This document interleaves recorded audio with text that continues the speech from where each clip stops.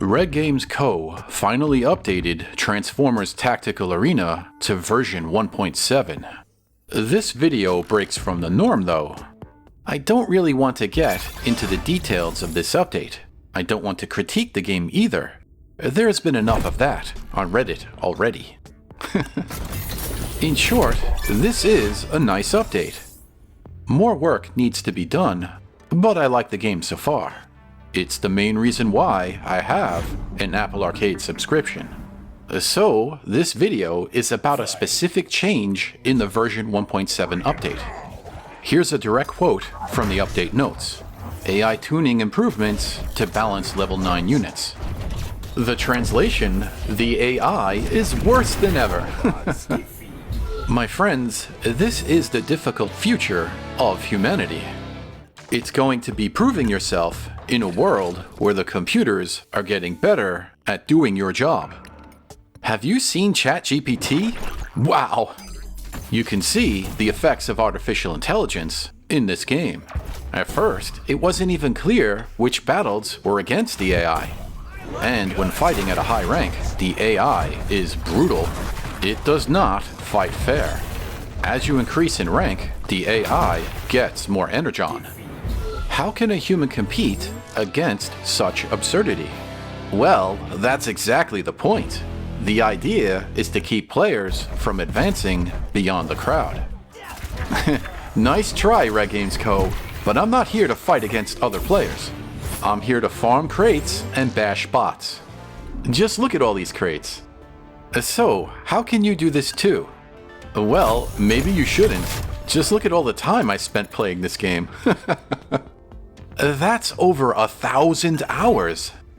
It's how I relax. I like to watch TV and play battles against the AI. However, beating the AI is challenging. That's why this video looks at two squads. They're specifically designed to beat the AI. Efficiency is the key. It's focused on cards that either do a lot of damage or have a lot of health. It's better if it's both. That's why Scorponok is usually on my team. Even though he costs 8 energon, it's still worth it. He has so much health. It's almost double the health of Grimlock, and he's 7 energon. Grimlock used to be on my team, but I swapped him out with Bone Crusher. That's because I'm looking for efficient tanks. In other words, I'm looking for high health characters to lead the charge. Scorponok is the best at this job, but he shows up randomly. The cards are shuffled at the start of the fight. So I like to have more than one heavy to increase the chances of having a strong starting character. It's very important to place your heavy at the start of the fight. If not the first card, one of the first cards. However, wait to see which lane the AI picks first.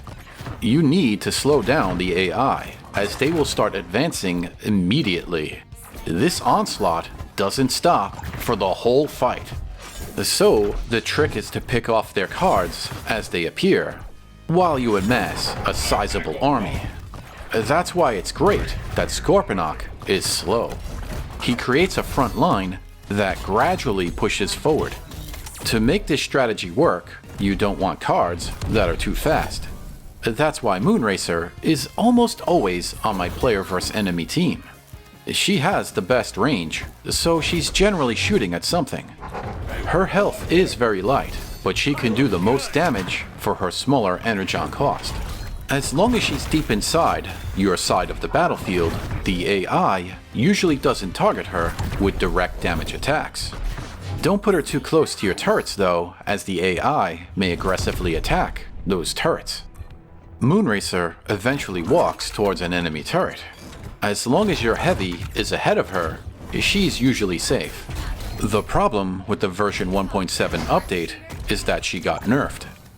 While she does more damage to a single target, she no longer wipes out swarms of enemies like she used to. That makes Minion Horde and Drone Swarm more useful.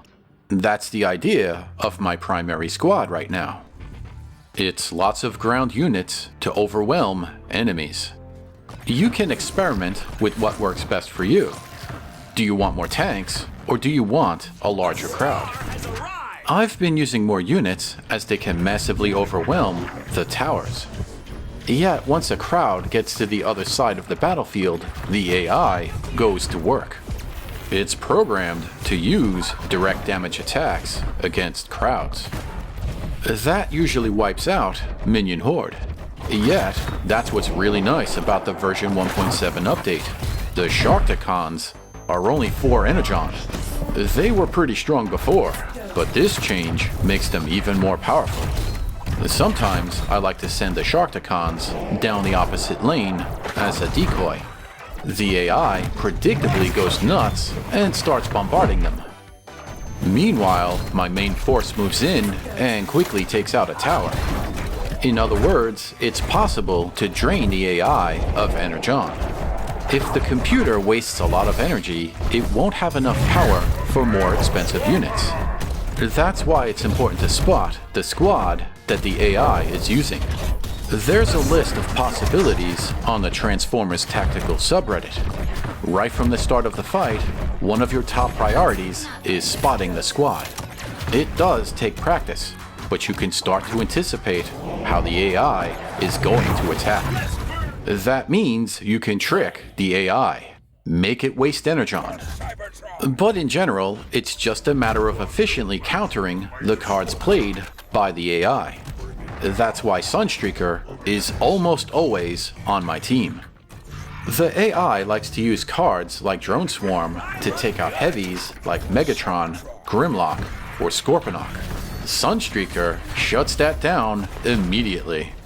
It is tricky to put 13 energon on the field at once, but that's why it's important to lead with a heavy. In that lull before the shooting starts, you can set up a powerful pair of cards. Yet, it's also a matter of lane control. The AI usually favors one side. This is actually a good thing. The AI has enough power to fight on both fronts. If that happens, it's important to shut that down quick. That's why I like the fusion beam turret. It can cover both lanes. Sometimes the AI likes to get cute and send Grimlock strolling down the opposite side. The fusion beam turret allows you to defend both sides. However, I tend to avoid the cards that have a finite purpose. Nukes can only do so much damage. Turrets have a time limit. That's why these two builds are light on tactical support.